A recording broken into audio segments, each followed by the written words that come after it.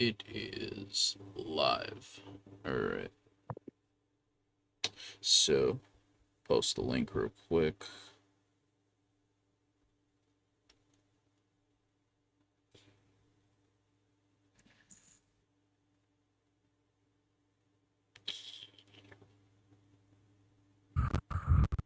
Copy link.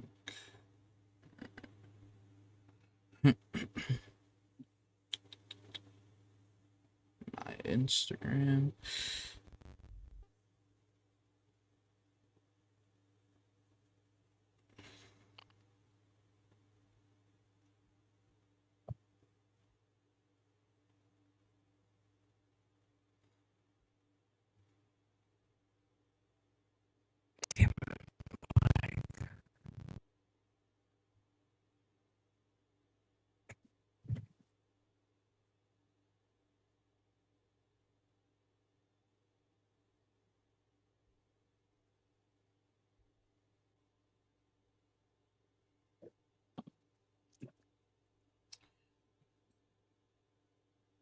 Alright. My thing is posted. Alright, I think we can get started. Good day, everybody. Welcome back to another episode, Just Some Mild Criticism. Where we talk about some critical things here, some controversial things here, controversial opinions.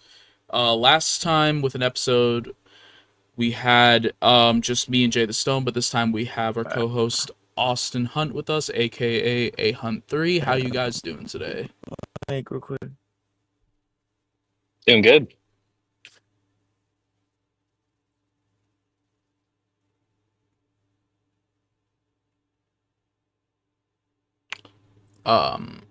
There are technical difficulties, by the way, Yo, chat. Fuck.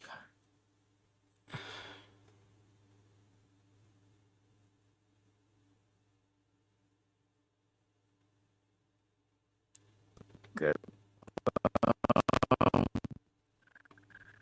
There's the link.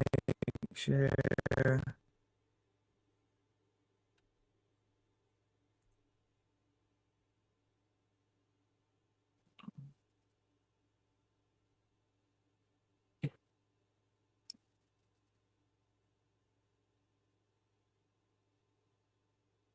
Uh,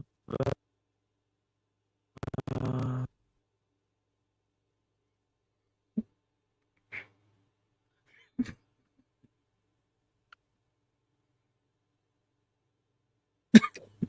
Hey, Hunt, I can't hear shit you're saying, bro. I can't hear anything either. I'm I trying not to can't. laugh. You're completely mute, dude. I can't hear shit. It's glitching like crazy. What the fuck? oh, that alarm, dude. Oh my god. I can't hear It anything. sounds like you're whispering to me. It sounds like glitchy whispering. Oh man.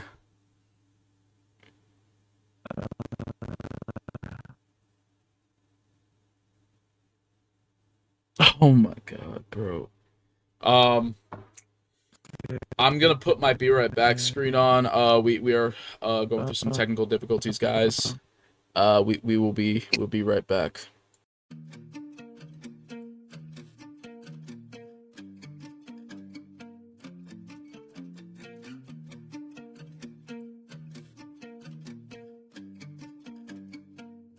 Stay woozy.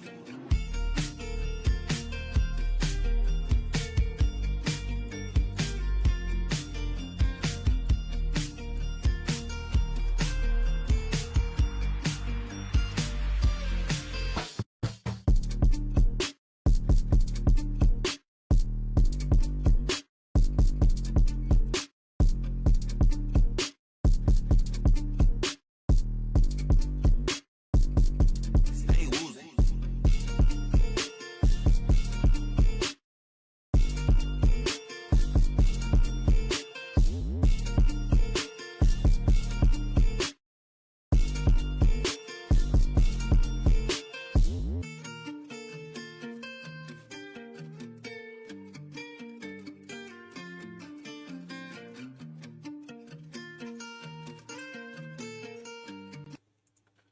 Okay, so we're back here. We're back. We're back. We're back. All right. Yeah. Apologies on my end. That was all me. Technical difficulty on my end. My bad. Yeah. So let's start from the uh, top. How you guys doing today? Doing good. I think I'm doing a little better now. It's kind of funny little experience. yeah, I'm doing good, bro. You know, just always causing a little havoc here and there. That's just me. But Yeah. let's get it going. So Jay, bro, what's on your mind right now? What's new? What's going on? Why did I feel like that was like a therapy question? Like, what's on your mind, Jay? I got a good sight. It's blue sky. There's a tree right here. Pretty nice. No, I just got done with a really long run. Pretty tired. Yeah, that's why I thought I was gonna be late for a second because I had to shower and then like come out of it. My hair's dried now, so I think I got enough time to do all that stuff. But yeah, no, I've been exercising like crazy. I haven't gotten enough time to work on music. Like I was kind of telling you before we started the podcast. Did Yeah. I call you Austin? I didn't want to call you Ahan. I felt like that was like see Austin on the screen, so I just want to say Austin. I'm just gonna call you Austin. Yeah, bro. Austin, Yeah, whatever you want. but like I was saying, I haven't got as much time to work on music lately. There's been a lot of stuff going on. I've had to get like 3 shots to get this new job because I work at the hospital now. But I'm making good money finally, so I'm feeling Nice. freaking good about it. I haven't started yet, but I heard people who work there really like it, and it's really chill. And my boss said you might not even make food for 25 people, Really? and I'm making towards 30 an hour, brother. I'm like, Come on, sweet, let's dude. go. Come on, let's sign me go. up. Yeah, so feeling good about Let's that. go. But yeah, no, it's just taking a lot of my time and then some other personal stuff going on. Don't really want to discuss on the podcast, but it's so much stuff. Yeah. But I finally started working on this 432 hertz song. Obi-Wan said it was super catchy, so feeling good about it. And I was feeling good about the flow on that track, so I think I'm gonna keep it going. But I was trying to release some like singing stuff on BandLab, but every time I try and do something that's not rap on BandLab, like I go from my 8 likes to my 2 likes. So I private it. It's like the private of shame. I'm like, shit, this shit's been like sitting for 4 days and nobody liked it. Like, I mean, nobody's on my profile yet, so I can't really like say much. And I just got on there, so I don't expect much. But one of my songs has almost 400 plays. Like it just blew up to Oh, 300 come on. plays out of nowhere. So that was pretty cool. But besides that, I haven't That's really what's got up. much organic traffic on BandLab. So I'm in. Dude, yeah, BandLab's tough on it. You see, the other day I was trying to do a subscription on my original profile, and for some reason, every time I try to do it, it said you already have a subscription. I said no, I don't. I don't have it. So I was like, you know what, fuck it, I'm gonna make a new profile, and then now I started to switch over to that one. I think I have one song that's sitting there with 0 plays still. It's been on there for like a month. Yeah. But it's either that or like when you get on there and you post a song, it's like 5 likes immediately, and then it's like I've got 5 people asking me to sing for their son's birthday for $500. But yeah, it's a work in progress. But I'm definitely getting off of Veloco and Yeah. switching to the other parts. I got on SoundCloud now too. That's still a work in progress as well. But yeah, it's. I'm not I trying wanna to be see a what- I jerk, wanna- but if somebody sends me a message that has a Veloco video or Veloco audio or a Veloco screen recording, I literally just reply, "Hey, that's cool, bro, but you need to uninstall Veloco." Like, I'm not trying to be a jerk, but like, we got to Yeah, move on dude. from this stuff. Yeah, bro, because you open my eyes a lot on the whole like not being able to see where the plays are at, like where is it coming from, and it shouldn't be that hard of a thing to do, you know? Like just, Mhm. I mean, how hard would it be just to show where we're getting some plays at? I mean, how hard is that? Facts. Yeah, very true. I mean, it's just yeah, but I will say this, it's I'm sorry, I don't want to interrupt you, but actually, I Go have a ahead, bro. really good point to talk about that exact thing. So, part of the reason why they're not providing it is because they haven't accumulated the data, and the reason why they haven't accumulated the data is because Tab 2 pointed out the fact that when you make a new Vloco account, all you need is an email. No verification process, no other information. They just send you to a blank profile page where they're like, "All right, punch in all the stuff manually yourself." Manually punch in your username from blank, manually punch in your TikTok, YouTube, Spotify. So how can they collect data on people if the data is like it's just not happening? They can't provide it because it's Yeah. not being collected in any way. So, that's part of what makes the more scammy-ish behavior very obvious, because if you're not even willing to try and put effort towards collecting that data, that means you have no interest in providing it to the artist. If you have no interest in providing analytical data to the artist, how are artists supposed to grow on your platform? And beyond that, how did artists already grow on your platform? That's kind of where I'm at. Like, screw the future. What about the past? Like, there was even Mm. less tools before, and people were getting thousands of plays. And if you go on the street and tell anybody or ask anybody what Veloco is, you're gonna look like an alien that came in the room in a UFO. Like, everyone's like, "What the fuck are you talking? You mean like SoundCloud? Like, like Bandcamp? Like, what are you talking about?" Like, most people know like the older stuff. Like, nobody knows these random new platforms except for artists who really want to get new plays quick and easier without paying money for it, or at least not paying that much money. But I'll say this: I want to say this too without rambling too Mhm. long in this point. So with BandLab, it is harder to get the plays without boosting. I have noticed, and some people have told me about that. I haven't looked super deep into that yet, and I'm not saying that I think there's anything nefarious with BandLab. I'm just thinking so far as promoting your profile. I know that Vamp's really taking advantage of, like, what was it, like, you won a contest or whatever on there, and then that like got you connected with even more people, which like expanded your audience, Yeah. which was big.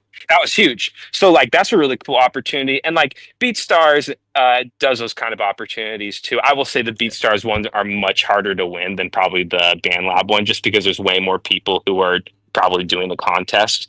And more professional people who are like literally in a professional, like, they're doing this contest in $1 million studio, dude. I'm just like, bro, Right. back off. Like, how are smaller artists supposed to grow? But so For on real.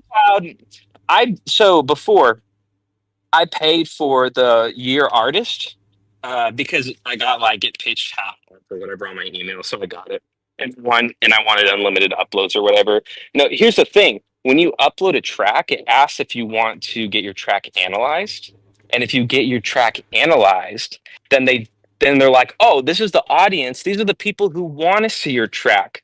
So it doesn't just boost it to random ass people. It boosts it to specifically people um, that match, like, they want to listen to the genre of music. They like they're detecting what kind of music you're making, and they know these people listen to these artists, and they're like, you sound similar to this artist. Just like I uploaded my Slip song to Spotify at all platforms or whatever. When you go on Spotify, it's like similar artist to JThaStone. You see all these random, like, it was like an emo rap track. So there's all these different emo rappers or whatever. SoundCloud's doing the same thing. So now they're gonna only pitch your music that people actually listen to it. And my play count has actually on average been between like 400 and 900. And all I paid was like, well, okay, I think it was like back then it was like $67 for a half off. I think now for a year it's like between 130 to 167. I can't remember. I haven't checked it out recently. That's just guessing it, but I don't know. When you think about it, it's like you could pay to boost stuff, but paying to boost with a campaign is really expensive.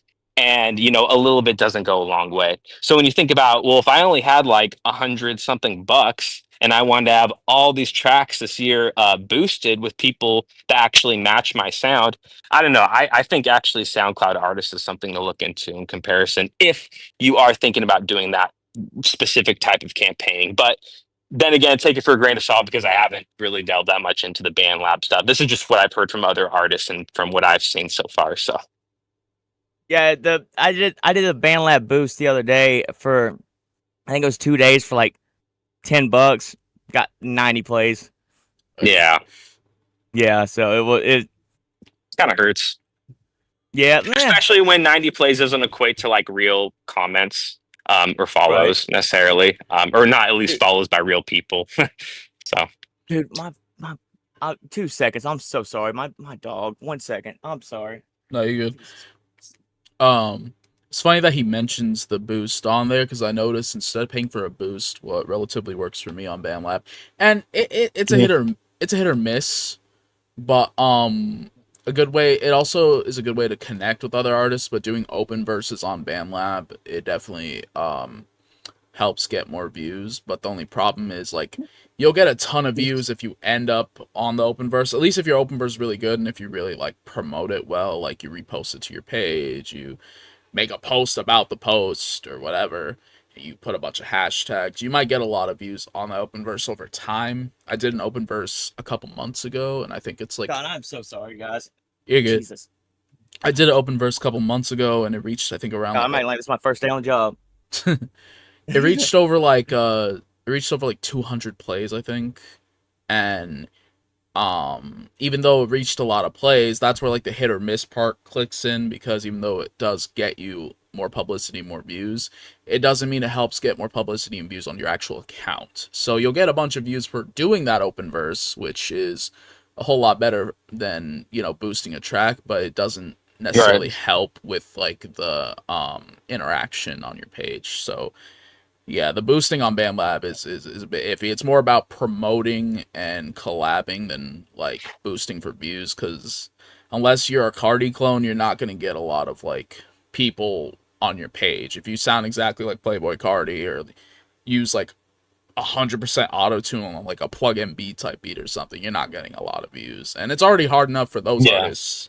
Like those type of artists, it's already hard enough for them to get views because they sound like everybody else on the app. So that's the one trope of BandLab that is a little bit like irritating. But yeah. I see it like walking on the beach too, I see it like if you're not getting very many plays doing something in particular, chances are you're doing something extremely similar to a lot of other people. And when you walk on the beach and look for something, you're not looking at every individual like piece of sand. You just kind of like truck over it. You're looking for the seashells, little pieces of cool things, maybe a little washed up jellyfish or something. Like nobody's looking for the sand. And I think that's what makes it so difficult, because there's a part that you just have to internally accept that there's always a chance with all of this music stuff. Like there is skill involved, there is networking involved, there's all these things you need to do, but then there's also the fact that you need to have a little bit of luck on your side, just to have that intuition of like, is my sound the seashell or is my sound the grain of sand? Because if you're the grain of sand, you could boost all you want, you could pay for all this money. It just kind of feels like you're dumping your money in a bonfire and watching it burn, and then you're left with no audience, not very many plays, not really much substance. So yeah, I think so far as auto tuning goes, yeah, if you're just using a bunch of effects and a bunch of auto tune, I mean, part of it too is that like specifically on like BandLab or these like phone applications that you make music, they're pitching that stuff to all these people who download the app. So of course the majority of Yeah. people are going to use that stuff, right? Right. So it would make more sense that if you just kind of avoided that stuff altogether. But this is also my opinion too. Why do you use BandLab and upload a BandLab if you're not even actually using the platform to record with? And I kind of felt the same sentiments about Veloco, because it's like, well, there's all these places you could like bounce to it. Hell, even all platforms. Like, why are you going on BandLab? Well, there's this idea that, well, there might be a chance that it might be easier to like get some plays or some attention when I'm a nobody, which could be true. But like Vamp's saying, like with the open verse, it's like, okay, you did it, people like it. But again, what does that actually equate to at the end of the day? Are you getting that small audience? Because if you're not building more people over time, you're not gaining any traction. And if you don't gain any traction, you're not going to have a career in music. It's just fact. It's just facts. Yeah. So that's kind of Thousand where I'm percent. at. 1000% too. And let me ask you this: have you, when so you've done an open verse thing on BandLab, correct? Me, yes. Me? Yeah. Okay. Do what?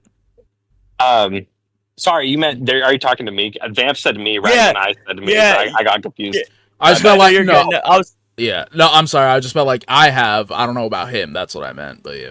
Yeah, Oh, so okay. Yeah. I was gonna ask Vamp about it. I didn't want to waste like podcast airtime, like Oh, no. educating myself on stuff I hadn't looked into. I'm not familiar with the open verses. I don't know if it's like, so are people just like bouncing the open verse tracks to their profile and people pick up on it, or is there an actual system where it's like Well, open verse challenge, check it out, and you click well, on it and a you bunch could. of people do it?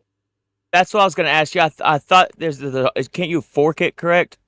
Yeah. Is that what that is? Okay, yeah. I was curious about that because I didn't know, because I've noticed if when people fork it, you do get a pretty good amount of views and stuff because people want to jump on it that way. Because as soon as you press it, you're in the studio session. Yeah. But yeah, so that adds to the point as well that I was making earlier. So because if it's like a really so kind of like what JThaStone was asking, it is kind of like it's like a challenge thing that people will post, be like, "Yo, I posted this open verse challenge. I want to like see what y'all can do on it." And a bunch of people, depending on how popular the open verse is, there's a fork option where anyone can Gotcha. hop on it, and it creates several projects, like over hundreds and hundreds of people might hop on it. And like A Hunt was saying, that's how you get the views too, because everybody wants to hop on it, everybody wants to hear what you did on it, and be like, oh, that sounds good. I like this one better than this one, or I could do better than that. So that's where the views really rack up when you hop on an open verse. But 90% of the time, there is like that 10% of people that will go to your page and be like, I like what they did, I'm gonna check them out. But it's not very high of a chance. 90% of the time, it's just, I like this open verse, this guy did good. That's pretty much it. But you do get views for your part of the open verse, and you can repost it to your page. But yeah, that's kind of how it works. So it's literally like, imagine a TikTok challenge, but for music people. That's kind of like what it's Yeah. like on the BandLab app. Word. This is what I will say though. You want to know why TikTok is so successful? It's because it's so easy for even like a little baby to be like, I want to see more people with this audio. Tap on audio right in front of my face. My problem with the forking in BandLab is it's like you click on it and then it opens a new page and you're like, okay, this is like a new project page and there's like an open studio button and then it's like how many times it's been updated. I don't know. In my opinion, I think it's funky and it's not easy to understand from the get-go. And I think if it's not easy to just understand without learning it, it's not going to be a super great tool if that's specifically how you're trying to share yourself. I think TikTok audio, the trends and all that stuff, way better, way easier, way more plays, way more views. But the problem is that with TikTok, you can't just do your music. You have to be creative and you have to think outside of the box, and it has to be video creation. I'm sorry, there's freaking sirens going. Oh, you're good, bro. Um, And well, what I was wondering too is like, well, when you fork it though, when they post it on their profile, so you're obviously getting that as well too, which is a bonus. But it's nice to know that you can see when you do that type of stuff that you can actually see what profile views you actually get off of that. Because that's like with Instagram, that's what's great. You can get these likes and views and all that stuff, but if nobody's going to see everything else too, it's kind of defeating the purpose of having somebody stay around mhm, for a while. You know what I mean? mhm. But it's nice to know that because then you can, because how the fuck are you gonna grow on Veloco if you can't see a goddamn thing? You don't know what's going on, where to go with it, like what you like. I can't tell you how much it's helped me just in the last couple of weeks, just being on like just SoundCloud, just seeing the couple of numbers I've got. But it's nice seeing what okay maybe if I change this on the videos or something like for YouTube and shit, and like it's yeah it goes a long way. It really does.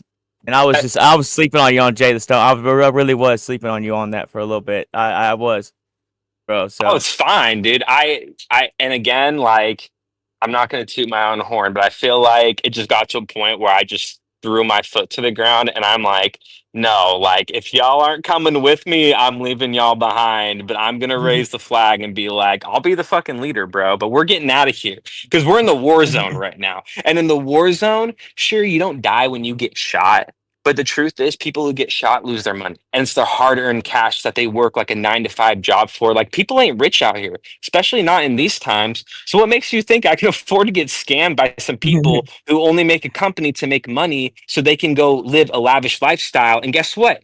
Do you think they have to work a regular job around Veloco?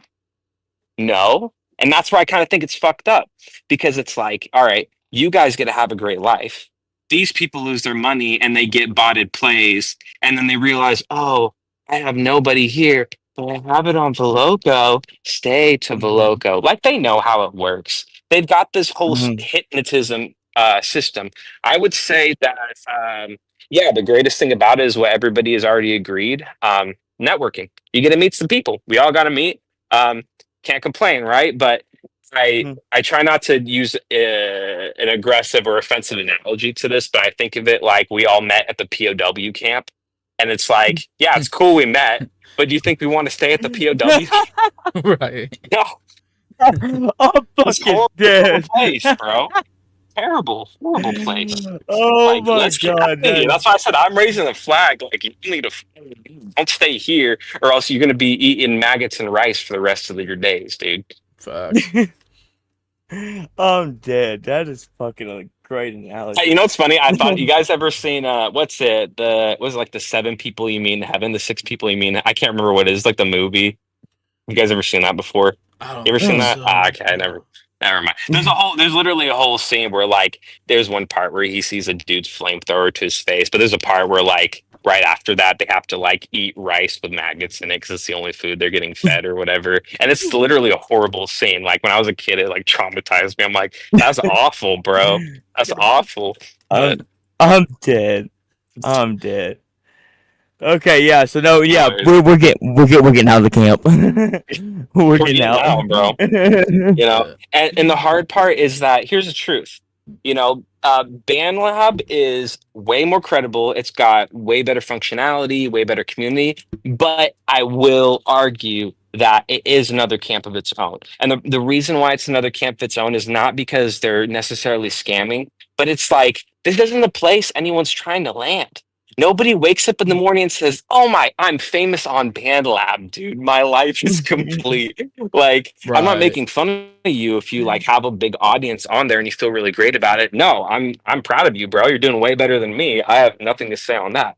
I'm just saying but about the me too. grand scheme of things. The grand scheme of things, we're like, we want the audience on Spotify, Apple Music, all platforms, so we can go see somebody at the bar and be like, "Yo, check out this song I have on all platforms," type shit, right? Mhm. You know, that's at least how I feel Right. about it. Like, I don't even want to be super big, but I want to be big enough where I know there's a legitimate audience on all platforms where I don't have to sit here and kind of be like under the guise of Veloco or BandLab or SoundCloud, and I'm like over here like, please give me more people, give me audience. And you know, in order to get there reasonably, you're going to have to add campaigns. So it's not even necessarily their fault, but it's just a matter of the fact. Like everything I've stated is just, you know, just it sucks. It's. I wish I could just be big on Bloco and get really famous and not have to work a regular job. I'm going to spend my whole life in an amazing studio working with talented people. Um, but you have to be really, really realistic. And when you're being realistic about stuff, like you can't just sit here and be like, "Oh, but Veloco's nice." Veloco's not nice. Why'd you say Veloco was nice? I want to know. You know, like think about your own thoughts, guys. Like I feel like I was hurting a lot of people's feelings at first, like loco, and I'm like, dude, I'm sorry, buddy. Like I'm really not trying to be a jerk, but if you stay here, the consequences will be mighty. Like you're going, like I don't even have to say it. Like you guys already know, you're stuck on Loco. You're never going anywhere. You're never going to improve your music. You'll never know what to do good with your music. Like this should be the final call to everybody. If you're watching this podcast, uninstall Loco. Uninstall Loco. No amount of conversations will Michael is going to change the fact that it is a dumpster fire. It needs to go. Needs to go. Like we don't even need it. That's why I keep saying we don't need Veloco. There's already enough Velocos as there is, right? Why do we need another one? It only makes sense to the people who want Veloco to be a thing. Yeah, if it was my company, I want to do good too. But just because you start a company doesn't give you an entitlement to be successful. Most companies fail, and most companies should fail because consumers need a good product because we work too hard to be given some half-ass crappy stuff. Like everybody works too hard for this. So that's kind of where I'm at. Like, if you're the person providing a service or a product, damn right it should be exceptional. I can't say that word, but, but Exceptional. but you guys feel what I'm saying, right? Yeah. Yeah, Like, 1000%, you bro. know, that's kind of where I'm at with that. So, you know, half-ass means you don't need to do it.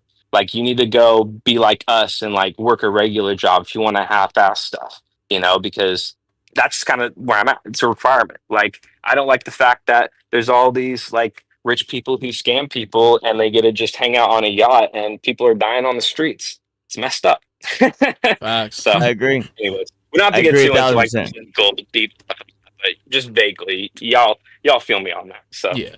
Oh, 1,000%. 1,000%. I mean, our country's pretty much ran by Israel right now, but that's neither here nor there. So Lord. anyways, yeah, we don't want to get in politics. yeah, we don't want to Um, do that. but We're gonna turn into but Joe yeah, Rogan and Theo Vaughn. say that again. We're gonna turn into Joe Rogan and Theo Vaughn, bro. Oh my God, no. If you have anything bad to say, I always rat it out. That one, bro, always sends me reeling, dude. Dude, I'm dead. I feel like him with a terrible mic sometimes. You do have that accent a little bit, but I got that. Oh, I be California talking bro like accent. that little country accent, you know what I mean? But I'll tell you what. Oh shit. Oh Dude, man. when I was in Missouri during COVID. And freaking, it was such a culture shock. Like, I had to go get my sister-in-law's car and oil change, and I show up to the oil change place. Everyone's smoking cigarettes in the lobby. I'm like, dude, are we in 1970 right The now? And the fuck? dude goes up to the counter and he's like, "So, is your wife doing good?" And then he's like, "Ain't a thing but a chicken wing." And I was literally like, I was trying not to start Oh, laughing because I'm like, bro, that is so awesome. I'm gonna steal that straight up. I'm not even like from there, but that's so awesome. Ain't a thing but a chicken wing. That's amazing, ain't dude. no thing but a chicken wing. I'm dead. Shit, we got some weird shit that we say down here. Let me tell you. It's funny shit, Let dude. me tell you, bro. Let me tell you. And we got some people that sound like one of the guys I'm working with starting tomorrow. He sounds just like Boomhauer off of King of the Hill. Oh yeah. Oh, dude, I feel like that's the only way he can sell cars is that these people just literally don't even know what they're signing up for. Like he just That's all sales jobs. Hey, that means he's gonna do it better because people are gonna have like a panic attack, not knowing what he's saying, and they're just gonna buy a car. So I swear to you, that's what they do. Dude, I'm not gonna lie. Have you guys had a sales job? What's that? Have you guys had a sales job before? That's what I do right now. Oh shit! What do you do? I'm sorry, I should ask. I travel to different car dealerships around the country and host sales events for them. Oh, dude, so you do sell cars? That's crazy, man. Dude, I'm not gonna Yeah. lie. I haven't even done like I tried to sell solar panels in Florida. I worked at U.S. Cellular.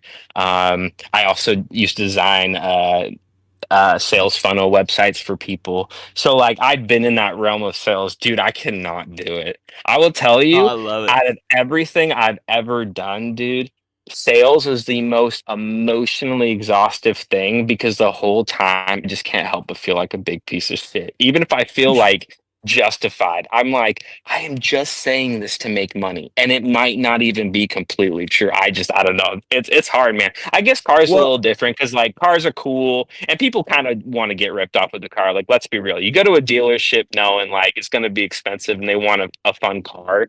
So that's kind of where I'm at with well, that. But well. Here's the thing though too with it is like I could say this confidently. I've never had to lie to sell a car. You don't have to lie. You don't have to beat around the bush or say anything.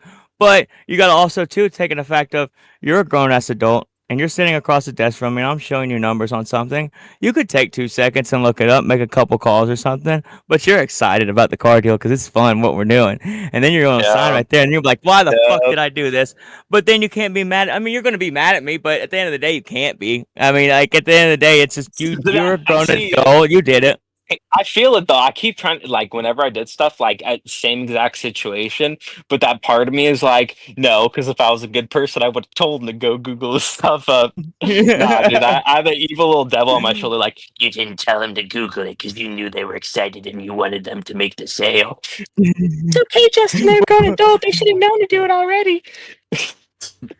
Bro, let me tell you a story real quick. I had this one instance. This is what I learned. I had this person sold this car. I loved it. I've never sold cars up north. Like I was in Boston, I think, for the sale, and I didn't realize there was a whole lot of rust that happens underneath vehicles up north.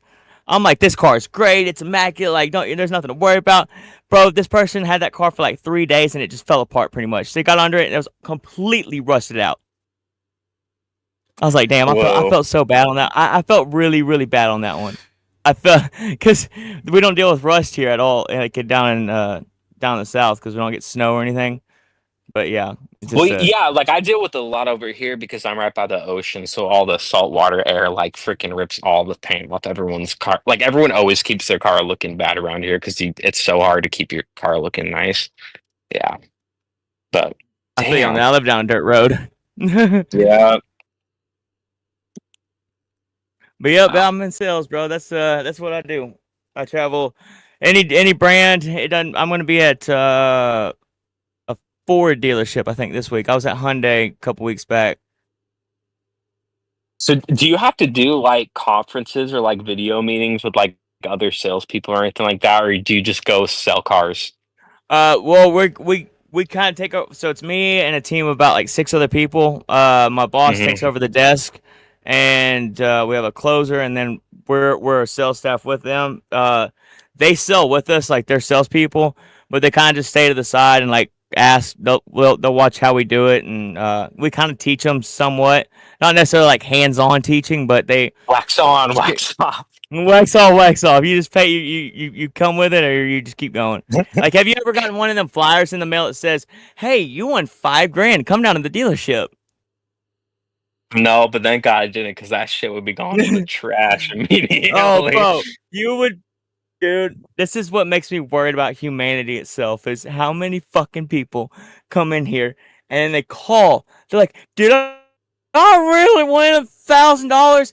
I said, "Do you think a dealership is ever gonna fucking give you $1,000 just to come in and say, hey?" Like, what That's the but fuck? that's so Where do you misleading, live at? dude. That's so But misleading, though. misleading. But realistically, What if can it's I your ask you? lucky day, bro? What if they need to get rid of all the cars Well, today, bro? here's the thing. There are winners out there. There's legitimately like a $25,000 ticket that's sitting in somebody's trash. Well, mailbox in trash. But the thing is though, is like, if you're looking at it, like if it was just me, if I'm looking at it, I'm like, $1,000 back here, okay, and some cars. Even if it's my lucky day, I think I'm better off with a scratch off.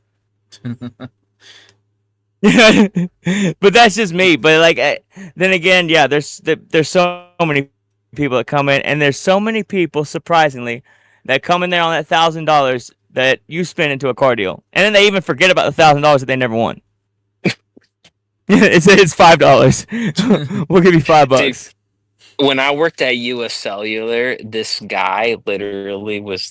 This blows my mind too. Okay, this shit blows my mind. How he does not go to jail for this shit. Okay, so he tells every customer, "Hey, if you buy, if you buy 4 more things here, like get the security camera, get a new iPhone, get Wi-Fi with the like, just get all the shit. We'll make your bill cheaper than it is right now." Complete fucking lie. That's Complete lie. crazy, Oh bro. no, Literally gave it so many no. people was like lie, lie, lie, lie, lie, and get this, bro. He took that commission money. He was like 600 to 700% in our store with sales. Like people, because this was like a sales organization from like Oregon and Northern California, so it was like a lot of people in this organization. They were like, "Dude, this guy's doing so good. We need to get tips from him. We get." Dude, he quit the week after he scammed all these people, bro. He took all the commission money. He's like, "Sorry, I just had a baby. Gotta leave. Bye." That's fucked. No. So when I Bro, they worked there, I started there, and you know who every customer was that came in? Why the fuck is my pill so expensive? You told me it was gonna be cheaper. Over and over. It Oh was so shit. terrible. It was so terrible. It was like that's why I say, dude, sales for me was emotionally exhaustive because like there's so much that goes into it, but like the car stuff's different. But like if you do stuff like this where other agents can set you up for failure, it is the worst thing. Dealing with an angry person who's like, "I'm entitled to get a cheaper bill because you guys screwed me over, and I just started this job. I know nothing about half of your bill anyways yet, and it's a completely different agent who doesn't even work here anymore." And if you tell them the guy doesn't work here anymore, they're like, "You're lying, bro." You're And dead lying. ass though, like I I'm just kind of like, you know what? I kind of feel you on this though, because that seems like a really easy go-to excuse. Yeah, we don't work here anymore. Don't get upset with me. But at the same time, I guess that wouldn't work because if they see him again later, they're gonna be like, that dude's fucking lying. But I don't know. Might help you in the moment, but yeah, dude, that was Bro, so terrible, so terrible. There was a team that went to I just heard it through the grapevine. There was a team that went to a dealership, and it was during COVID, and they'd promised these customers that their negative equity, like, so say if you trade in a car for 20 grand, but during COVID it's actually worth 30. So then when the market goes back, you have so much negative equity that's like, let's say, call it 10 grand negative equity that you have to eventually pay on your new Yeah. car deal. Well, they were promising these customers that negative equity that you had, the government's gonna pay for it. COVID's gonna send you a check for it. So these customers get their first monthly payment, and then they see that they're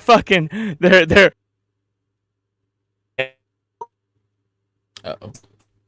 and COVID relief checks. It was crazy.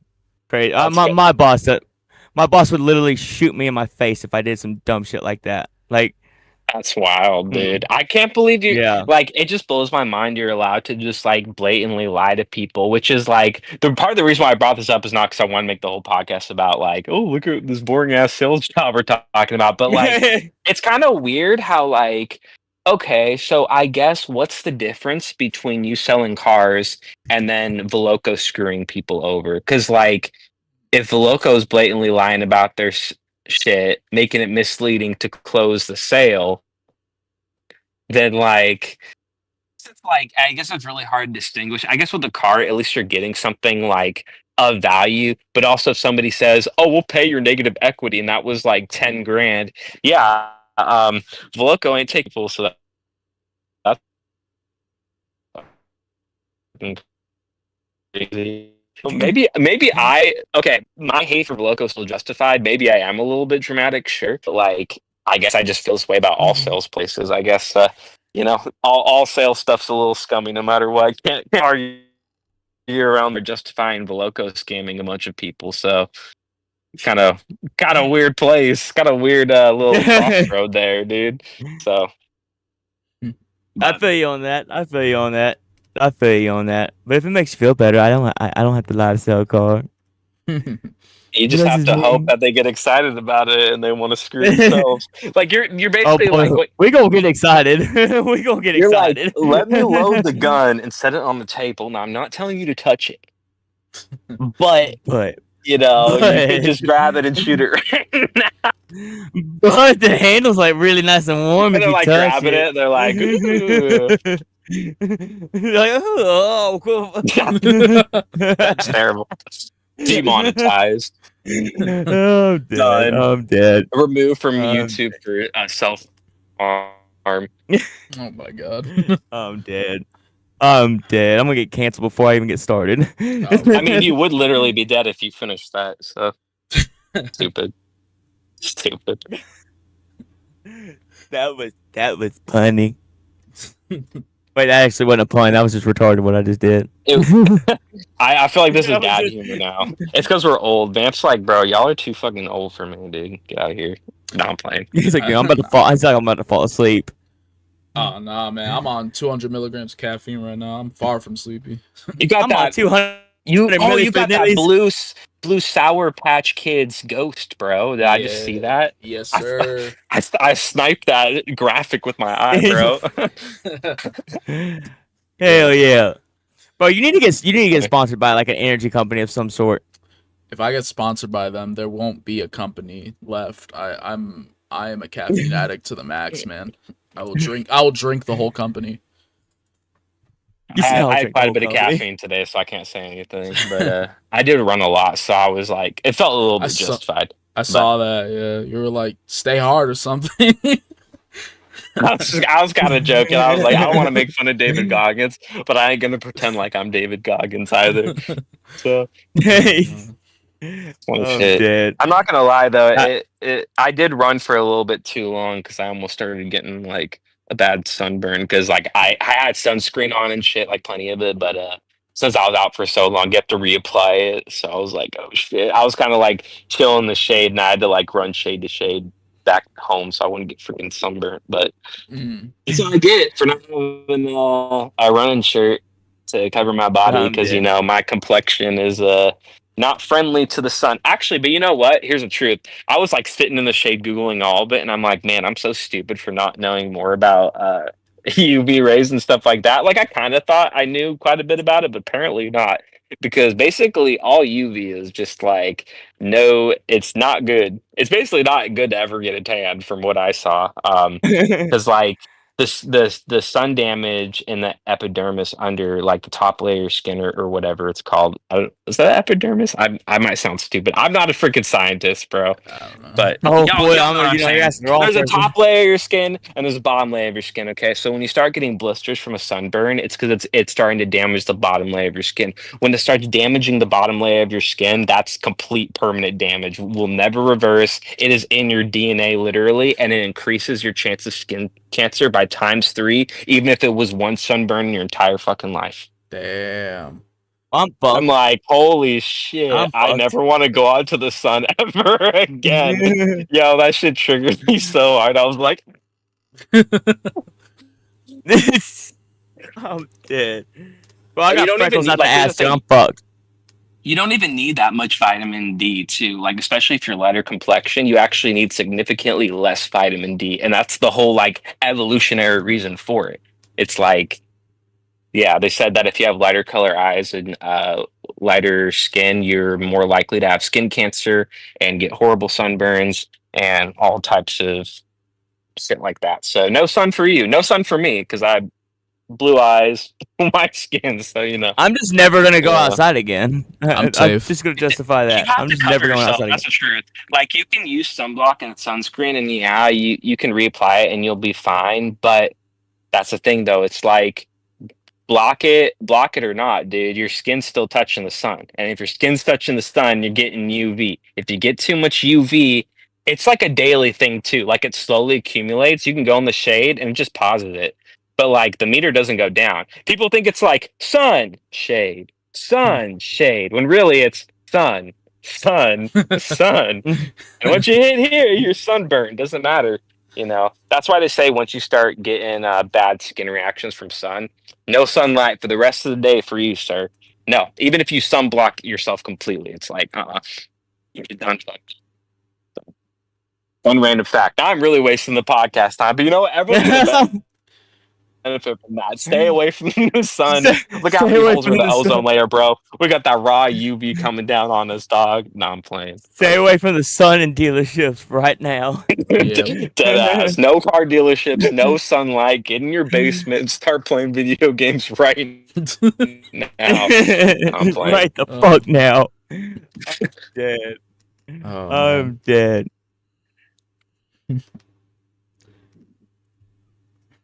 So, like, okay, back to music.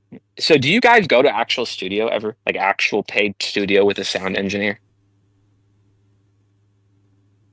I do. I use my phone. I do this. This. But I mean, I've been to like my buddy has an interface and a mic, but not an actual. No, I take that back, dude. I take that back. I'm sorry. I went to one actual studio before in Dallas. Paid like $120 for 1 hour. It was. I Damn, mean, it that's was cool. expensive. What the hell?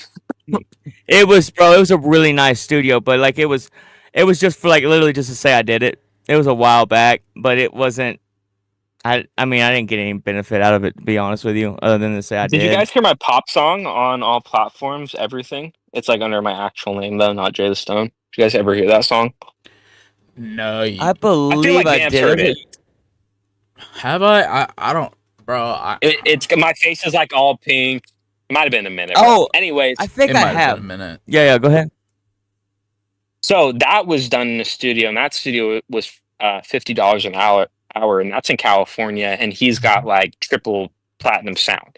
Like he's got a really expensive studio and everything. He gave me a really good deal. Granted, I've known him for a while, so he might be giving me a little bit better of a deal. But yeah, 120 an hour sounds extremely expensive, bro. I'm like that I mean, like I could have been professional or had some affiliation or something, but yeah, that's He, crazy. And if you hear the song that I did, like that song sounds so fucking professional. And it's not even that like he just made it sound cool. Like he sang with me, so I would stay on pitch for certain parts I was having a hard time. He would give me advice about background elements I could add to my music to make it sound more professional. Like he was helping me create like a radio sound. Like it wasn't even just like, oh my gosh, everything sounds cool. No, he was making like the song sound good, like the composition, the structure of it. Like he was giving real music education to me. It wasn't just like, oh, here's a really pretty sounding track.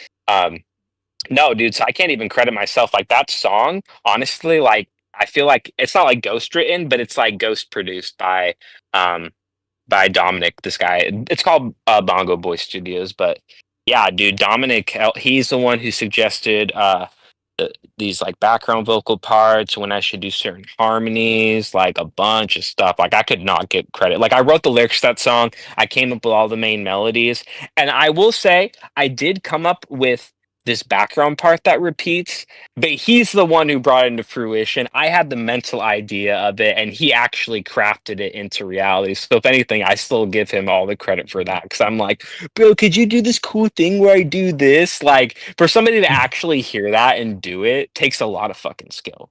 So right. I recommend you guys try to actually go to a studio sometime. I know it's expensive, but like if you want to have, like if you come up with like a really solid song, like don't make a bunch of random music. Like I've been thinking about this lately, like trying to hone in on one song that's got certain elements that feels like you could clip the audio in certain parts and like put it behind video footage like people are doing for TikTok and YouTube shorts and shit like that, but then make it sound really professional and very listenable. Dude, I just feel like it just makes more sense to try and keep promoting the same song to get that one song bigger. So then people are like, oh, who's this guy with 200,000 plays? Instead of, oh, here's this guy with 200 songs and they all have 1,000 plays each. You know, that's a huge difference. I would pick one song with 200K versus 100 songs with 2,000 plays each, you know, because so I know that's kind of like a random strategy, but lately I've been thinking about trying to do things differently because again, I'm not trying to be like every grain of sand, and I feel like everyone's kind of doing the same thing. I have a good idea on this beat. Do it in like one day or a couple days, or maybe you do it a few days throughout the week, but you're not spending like a whole month on it or anything. You're not like putting every like mastering every centimeter of this song. You're like, this song is like 70 or 80% good. I could clean up the last 20% of it, but I kind of want to get moved on to the next thing, or maybe I don't have all the ideas for like the extra 20%. But at least speaking for myself, I'm not spending enough time on individual songs. Like I will come up with like even like the 432 hertz, like I wrote the lyrics to that like on the spot. Like I literally just start writing that. I wrote it probably in like an hour, you know? Yeah. And then I don't do multiple takes. Like this is a big difference I've seen with the way I make music versus a lot of people. Like Obi-Wan was sharing like because I sent him like half of a song and I'm like, oh, you can fill in this last part. So he was starting to do it and he wanted to show me what he was doing. Um I'm like, holy shit, he's got like 7 freaking vocal takes of this one part. And I feel like A Hunt, I feel like even though I said I was gonna call you Austin, I called you A Hunt. You're good, bro. I feel like you mentioned something. I don't know if I watched a podcast episode. You mentioned having a lot of vocal tracks in your projects too. Was that a thing? Well, actually, I usually do like one take or something like that too, but I'll double my vocals or pan them or do something like that. But I'm the same way. I need to punch in, take more time. But yeah, I'm usually just run through in one take. Do you do part by part by part, or do you try and do it the whole way through? Sometimes I'll do it the whole way through, but usually I'll do like a verse and then a chorus and like just put those up. Word, yeah. Because I noticed that tactic. Like I think it was Big Stan. I was in his Discord for a sec. I don't really do the group chats and stuff like that. Y'all know me, but when I was in it for a minute. I know it's not just him, but his buddies. They have this improv strategy where they're just like they're in a group chat. He records. He's like, "Okay, did that 3 seconds sound dope?" And they're like, "Yeah," or they're like, "No, scrap it," or they're like, "Dude, that." And they're literally recording every like 3 seconds of each part of the verse, improv, unwritten. And they're just like, if it sounds dope, move on. If it doesn't sound dope, just redo that part. I was like, that's a really interesting strategy. I mean, his buddies have gotten good results from it. So like, I'm not even talking bad about it. I'm just looking at what everybody's strategy is. It's an interesting strategy for me. I think more of like live performance. I don't like. I think of more like if you're performing a song live, you don't get to have a bunch of breaks to do stuff. Like you're gonna have to do the whole thing, and not even just that. You could like split it up, but then I'm also thinking if you go from mostly production music to performance, it's gonna sound really different now because you haven't been doing the production the way you've been doing the performances. So I feel like it's harder that way because if you do a performance style, it doesn't sound as good without a lot of finesse and you kind of practicing doing it the whole way through over and over again. Um, because it's like hard not to get burnt midway through and to like stay in that like flow and doing everything on time. But I guess the reason why I do that too is because my background's in playing instruments. So I'm used to looking at a composition where there's, here's the time signature, here's all these notes, here's times you wait, you don't break. Not only you don't break, but you're playing with the whole rest of the band. So it's like the flow of river going ahead of you if you stop. So you have to always go, go, go. So that's kind of how I've done my vocal stuff too. I don't do individual stuff like that. The only time I'll do individual stuff is if there was like a clipping or there was something that happened in the recording and I was like, oh, I sounded so good in that part until that part hit. And so I will cut it and then do the rest of it from that point. But like, you'll never see me have 7 vocal tracks on one song, brother. Never. Like 3 max, and that's like with the background stuff. Which is why even I told Vamp before, like that dummy track that I had on Veloco, that was without, I didn't even have a subscription then. That was with the free, I had to use a Veloco beat and I only got one single track and you only got like 3 effects or something. Uh Oh, oh. uh-oh. That's weird. He just dropped out. Chat will be right back. I'm gonna put my be right back screen in.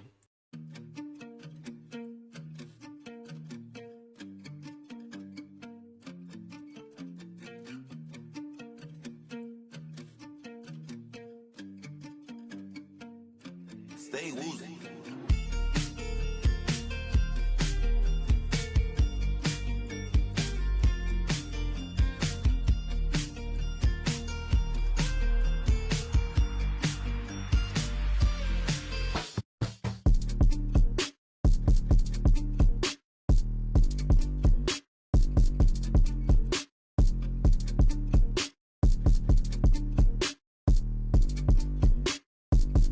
Stay woozy.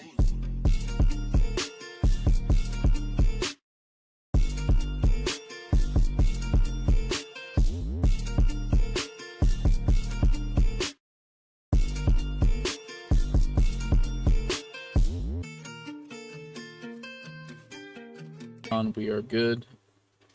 Oh, that's not what we're supposed to look like. Hold on. There we go. Yeah. Sorry about that. I don't know. That's twice now. That's just done unresponsive. It just cut me out. But but no.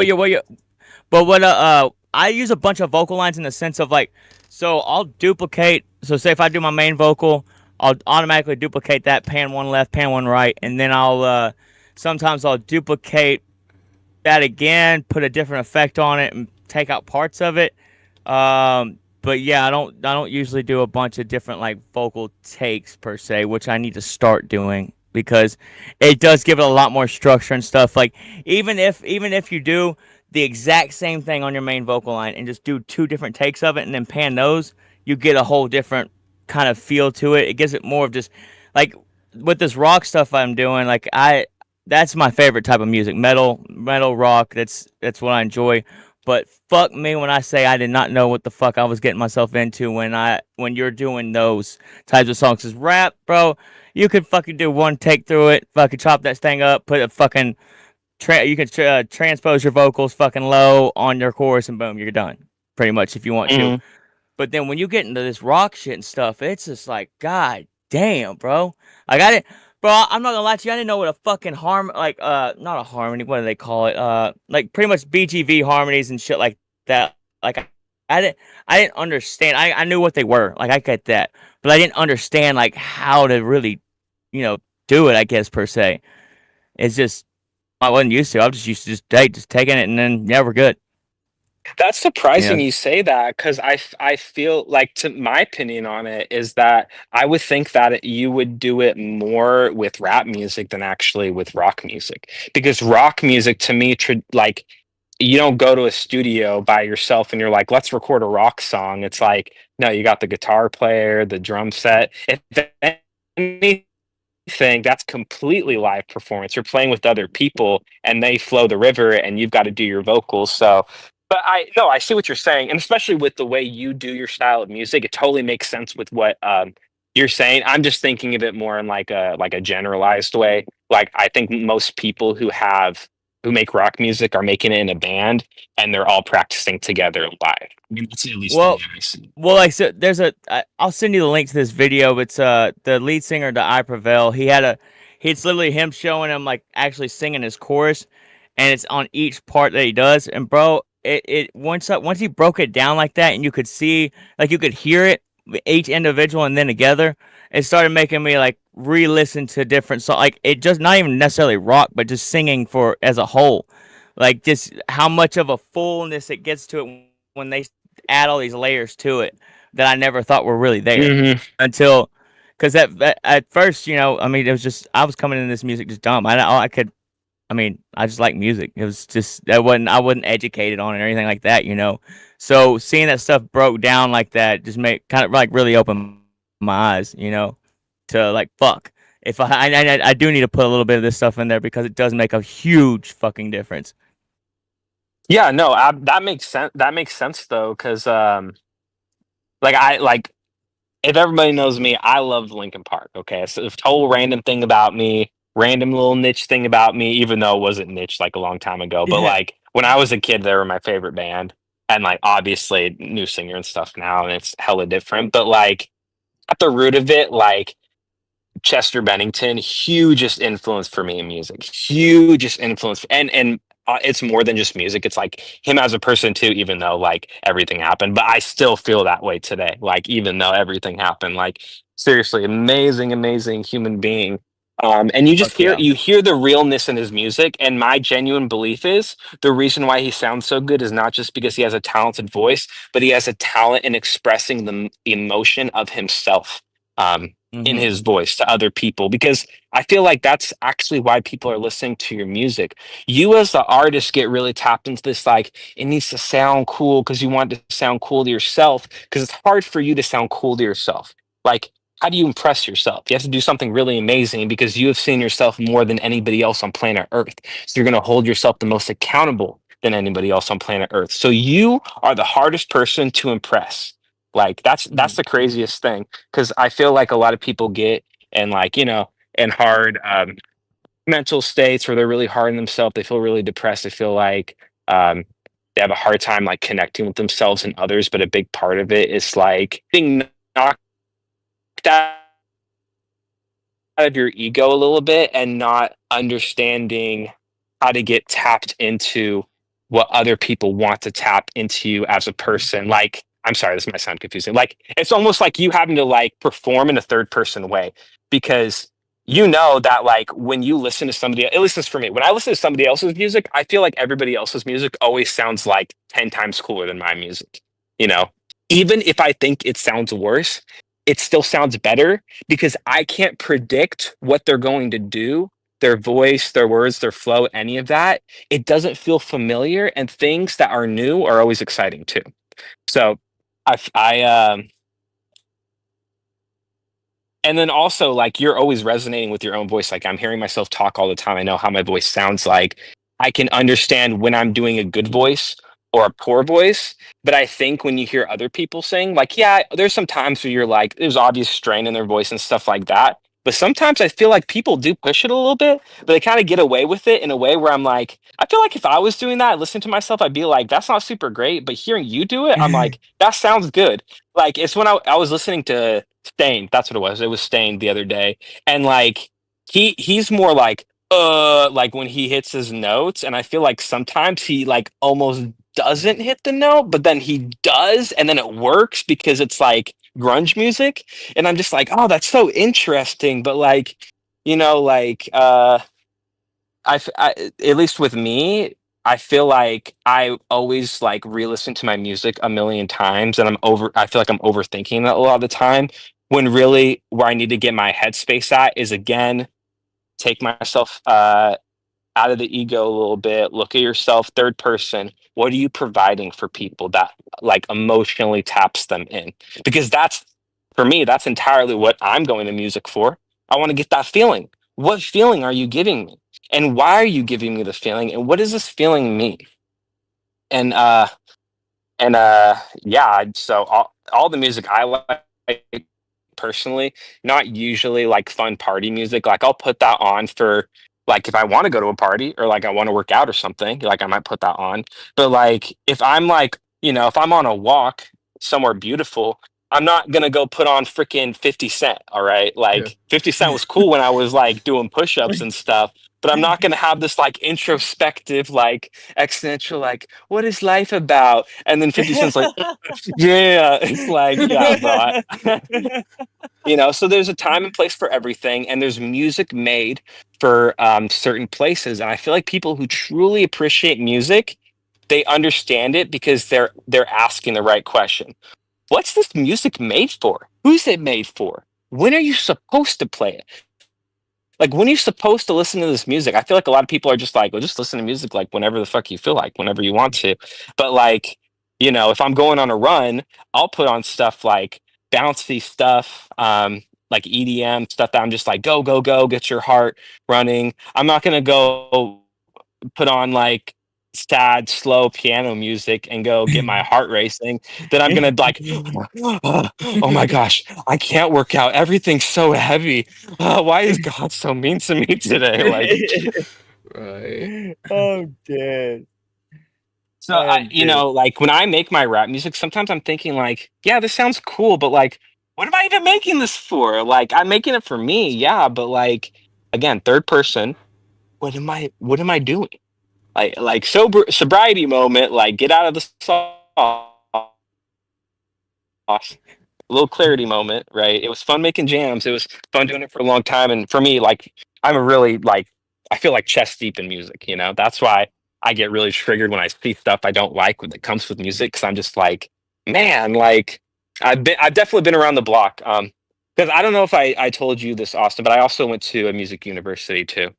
Oh, Um, nice. I got I got trained how to produce by the same guy who helped co-produce the "Fucking Up Some Comma Beats" by Future, and that beat has so many freaking plays too. Yeah, his name's Hunter Watson. He's actually signed to a.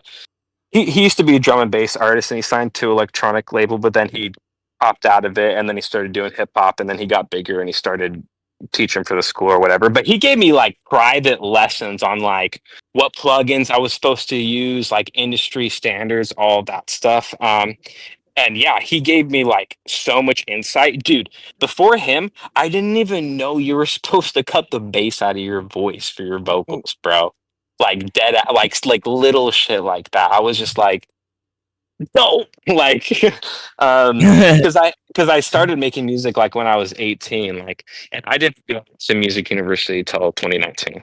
So like that was like only 6 years ago. Now it's like forever ago. Geez. Didn't feel like that long ago. Stupid COVID. God, COVID was not yesterday, everybody. I'm dead. But I'm dead. yeah, yeah. So I the reason why I started working on the 432 hertz songs, because I'm like, what do I care about right now? Like, what emotionally taps me in? Like, I'm going through a lot of hard stuff right now, stuff that's kind of having to get me to think, or sort of like sit my butt down a little and be like, yo, you need to like slow down, like take a breath, like you just smacked your head in the wall going full speed because you were like you weren't thinking completely. It was just like I have a bad thing where I kind of like get too like uppity and happy and I'm like, yay, woo, and then I don't think completely about what I'm doing and eventually I get that run into like the glass screen door feeling of like, oh shit. Like Right. it's like it's cool and fun to be in the sauce, but then you need to know like when you do it, when you take yourself out of it. I've sort of been known to just be like, let's just put the full throttle on like fun, go go. And I used to DJ too, which I feel like that was a big reason why I like DJing because it was just like, yeah, like let's go. We're gonna be partying for like I'm gonna be DJing for like 7 hours. I'm gonna be getting overtime playing at like 4 a.m. for like really drunk people. Still like boom boom. Something you can really power that, but for me, I'm like, dude, that was tiring, but like I made a lot of money and I just had fun all night and all those people loved me. So like that was an amazing freaking experience. And I'm gonna do it again next week for a different wedding and get like free food stuff. Anyway, sorry. Hell yeah. Back to the 432 hertz song. I'm really trying to tap into more like meditating, more of like get off your phone, get off video games, like let's get out of my dark room, let's breathe fresh air, just like close my mind to everything and think about things. And I know a lot of people will put this like 432 hertz, tap into the dream frequency or whatever. I don't care about like necessarily all the deep hippy dippy stuff about it. There might be like some pseudoscience stuff that has to do with the exact 432 hertz. All I know is that sometimes I be getting really stressed out and I just go on Spotify and I'm like 432 healing. And it's literally just a track where it just kind of the track just goes, it just like hums and it breathes a certain Bro, way where it's almost similar to like a singing bowl. And like the whole point is just like get you out of this like vroom, vroom, vroom. Your like body's an engine, it's going crazy. It's like let's slow down the engine. So get to more bro, of like a healthy breathing, like a bro, I meditate every Tuesday and Thursday for an hour with 444, 333, and 528 hertz. hell yeah, I listen bro. to. Hey, that's dope, bro. That's dope. I think that I love it. a lot of people are like, oh, this seems like dorky or whatever. I mean, there's actual like real studies that go into like to like meditation stuff like that. Like it's not just some random thing, but like not even getting into like all like the scientific stuff or whatever. Just for like what it's about. I'm like, what I'm trying to be is like right now is more of like relaxing those things. Since I'm in that state of thinking, I'm more in the space of like, I really want a lot of meditation right now. It makes more sense for me to like, well, focus on a track that feels more like meditative to you. And it's funny because I want it to be more meditative, and it's not even necessarily meditative. It just sounds like another rap track. But when I put more of like my thoughts uh behind my actions in more of a way that feels true and genuine for the moment and the things that I'm feeling right now, the track always comes out better for me. I talked to Vamp about this too. Like Vamp really likes like my singing stuff where I do way better, like more drawn out singing with like tremolo, get more like my vocal grouch in there. Like I can really stretch my voice out. That's like my praying for an answer track or my so lonely track or whatever is where you're really gonna hear that particular thing. Um and the reason why that shined is because in that moment, I was genuinely feeling those things. I didn't just wake up and I'm like, I need a track where I'm really shining my voice like this. It's like, no, I need a track that like genuinely reflects the energy that I have inside of me right now because that's real. And that's what people are tapping into. Again, that's the third person thing that people are tapping into because that is something that's primal. It's shared between people. It's not just for me. It doesn't only exist for me. But if I try and conjure something with my thoughts and be like, well, I think I'm going to make this because I think people are going to tap into it, I've already lost the battle You because already it's not lost. about thinking about it. It's about feeling it and giving You got people that feeling. Because people don't when you come to your music to be in their brains unless you listen to Kendrick Lamar or J. Cole. But right, bro. But that's just like with anything in life. Like if you want it bad enough, you put those frequencies out there. The law of attraction is a real motherfucking thing. Things be will real, start has to coming be around. real. It has to be real because it's you. you believe in something long enough, you're eventually going to go around to it, whether you realize it or not. It's not necessarily a time frame of when, but if you just align yourself with things that you love, that you like to do, it's going to happen. That's just law of attraction. I can't tell you how many times I've been watching this guy called Bashar readings, and that's what really got me into meditating and stuff, because it wasn't necessarily like to quiet down and stuff. I was more looking at it in the sense of, because he's a remote viewer that talks to an entity that's from wherever the fuck. It's supposedly like a first person contact kind of thing, but just the stuff they talk about with like life and everything, it just kind of opened my eyes. Supposedly he says that if you can meditate and you get to a certain point, you can actually open up your third eye, which would, to a certain degree, releases certain like micro doses of DMT from the back of your stem, to where you're elevated to a. It's not like you're fucked up or something, but you're open minded and elevated to another level of. It's just, I don't know, some stuff that's just really interesting to me.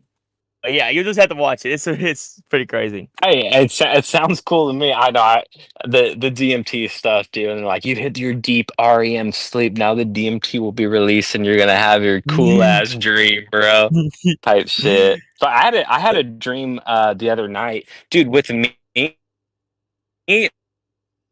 all my dreams are always so like tied into like past memories or with like past people. Like I don't know why I'll just randomly have a dream and I'm like, oh, there's that dude I used to be friends with in high school, like saying what's up to me, and then I go to like give like dap him up or whatever, and I'm like, I feel super stiff, and I'm like, I'm in a dream right I'm now. in, I'm in a dream right now. Dude, I had a really Uh, sorry, not to tangent too much, but I had a really weird dream one time where I went back to my childhood house and I opened up my closet and like tarantulas and rats and all this creepy stuff like ran out and I jumped back and my friend was behind me and he's like, dude, your back is pineapple pizza. Look at this mirror. And I like looked behind at my back and my whole back was like all cheesy with like the whole the freaking ham and pineapple dripping. And I'm like, I I'm literally dead. started lucid dreaming because I'm like, dude, I am in a dream right now. But I was still in the dream. That's the only time I've ever lucid dreamed in my entire life where I was like, oh, dude, I'm here, bro. What the hell? My back I'm, cannot be pineapple pizza. Like, fuck. I'm But dead. uh, Uh, uh, okay, I'm gonna vaguely ask because I don't know if this is a conversation or a topic people are comfortable talking about necessarily. Have, have you had a psychedelic Fuck yeah, experience before? bro. Fuck yeah. Same. I'm talking. Same. I love bro, shrooms. Acid, DMT is fucking amazing. I highly recommend people to do any sort of hallucinogen. But before you do it, respect it. Like don't go into it like I'm gonna take this and have fun. No, because it gets like, especially DMT. People have life changing experiences doing DMT. Fucking there's some people that go do the ayahuasca and their lives are Mm. literally changed. These people are like on the borderline of wanting to kill themselves, like PTSD soldiers and stuff that come back from war. They go in there and do that stuff, and it's just literally it's life changing because dude, I highly recommend it. Yeah, hallucinogens are great, awesome. I will say though, also know your family history, know your genetics, because if you're predisposed to a mental problem like schizophrenia or dementia, it basically Hmm. it evolves it out of you. It like speed runs it. It's like, well, you weren't gonna get it till like 15 years from now. It's like you do a bunch and it's like, well, now you're gonna get it in like 2 years type shit. I had a buddy where I had a really bad experience where this happened to them, but not gonna go into No that. shit. But oh yeah, so I don't really go around like because I used to feel that way like back in the day. I've had a lot of experiences with all different types of stuff without specifically saying what I've done, but I've definitely been around the block and I had an experience one time and this was the last time I ever did it. Literally, I was like basically like I need to be. I don't want to say completely sober because it makes me sound like I'm some druggie. I wasn't. I was just kind of like, I just need to like stop partying. I didn't stop. It wasn't necessarily that I was partying, but I felt like I was kind of like I was a Yeah. little bit lost in the sauce. It was like I'm having these like meditation experiences with like people who are very well versed in it, and they're talking to me about a lot of stuff, and like they've actually like gone down to like all these places and had these like actually very sophisticated, more professional experiences. So like I got to experience that, but it was also in the heat a wave of like me more like younger in my early 20s and me doing a lot of my DJing stuff. And it was a lot more like I want to have an experience, and I want to try new things out, and I've never had experiences before. So that was more my mindset in it. And I had a lot of sophisticated visions, things that absolutely changed my life multiple times. And these things were pretty far spaced out too. Um, but the reason why I steer clear from all that now, I won't ever touch anything again, is because uh, I will say I had an experience where basically black room turned into a black room. Okay, I couldn't see anything, and I was like navigating like a black room, and it felt like I was playing like Silent Hill, dead ass. Like if you ever played Mm. Silent Hill before, you're navigating all these dark rooms, and you just get like a little flashlight, and things might jump at you. Okay, so Right. navigating this dark room, and then I'm walking forward, and then all of a sudden it's like I see like a huge, huge gate. Like it is ginormous. It is like castle tall. Like it's got depth. Like I was wigged out because this thing looked freaking real. Okay. And yeah, it was what I believe to be the gates to hell, and it was like literally a bunch of like naked demons were they were like it kind of looked like worms, but it sounds really creepy. Like they were kind of like worms, but they were like swimming into each other. And right when I looked at it and I acknowledged it, and I was like, oh, like I'm looking at this, it was almost like they like they knew. I obviously it's in yourself, so you're going to be responding to yourself internally, but when you're having this vision, it feels like, oh, they literally telepathically knew what I felt and was thinking in that moment. And every single one of these little demons, they looked back at me, and I saw all their eyes, and I was so terrified, completely shot out of my vision, like back to planet Earth. And that was crazy, dude. That was crazy. So that was He said, "Yeah, I'm done." He said, "I'm done." I'm done. And I feel like it was definitely a message of like these things are real. Like when they talk about like these deeper like meditation thing, it sounds so abstract because look at where you're sitting. Like, you just went on Instagram earlier, you're in corporate America type shit, you're living another day in your 9 to 5 job. Like people aren't in this like super abstract, very, very deep experience that like because if you don't know, like you've never experienced stuff like this, like you literally cannot fathom, like it's impossible for you to fathom how these things are going to feel until you've done certain things. But I will say though, with meditation, I do genuinely believe that you have some sort of not like ascension, because that makes it sound like religious or like cult like, but like ascension in that third eye sense, where like it's not exactly how people are thinking it when they hear it, and it sounds like really weird and crazy and shit, even when I super Mm. psycho out there crazy person right now. So at least I came back from it. If y'all think I'm crazy, but Well, anyways. well, well, bro. If you look at, have you? I don't know if you've ever seen brain scans of people on DMT versus not. So what your brain scan looks like on an average daily basis, we use only about 30 to 40% of our full brain capacity, like just on an everyday basis.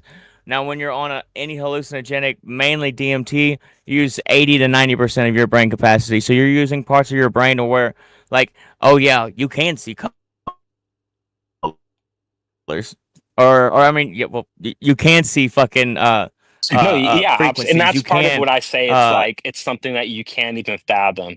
But I will say this too: it's something that I got really tapped into fundamentally was vibrations, because like even like waveforms and frequencies, all those are types of vibration. Everything is vibrating because that's how it is on a actual molecular level. But when I say this vibration, like when things come on, like your body, it doesn't feel like it's vibrating, but if it does feel like you're entering a space you've never felt before, you never experienced before, and your perception in this space is nothing like you will ever understand.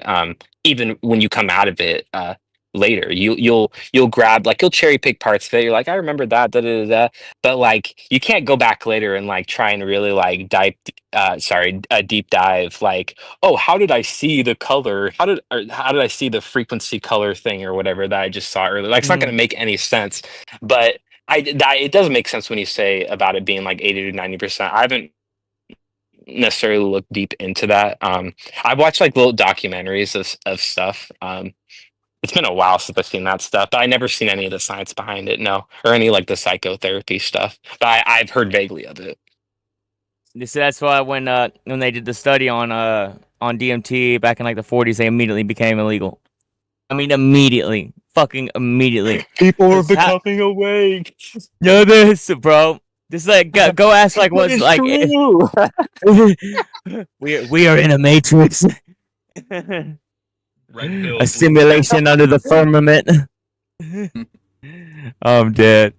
But yeah, dude, it's crazy. I highly recommend people to do it. Not if you're schizophrenic or crazy or anything like that. Probably wouldn't do it. Probably would not. But yeah, open up your third eye. Get to knowing things, baby. Get to knowing Or at them. least meditate, bro. Like I feel like the biggest thing is like you have to trust it. Like y'all seen the Polar Express movie, right? This is gonna sound like a corny ass reference, I'm not gonna lie, but like y'all seen the Polar Express movie. Like shit's Mhm. iconic. Um, like at that part near the end where he's like has the bell to his ear, like, and he's trying to hear it, and then he's like, boom, I hear the bell, and then what happens? Santa Claus comes. Like, that's literally how I see it. If you do not have complete faith in something that cannot be like easily put in front of you for you to view, and in order for it to be real you do have to believe in it, like that. I genuinely believe like that's the real reference to it, because like this should just like, yeah, it is this certain like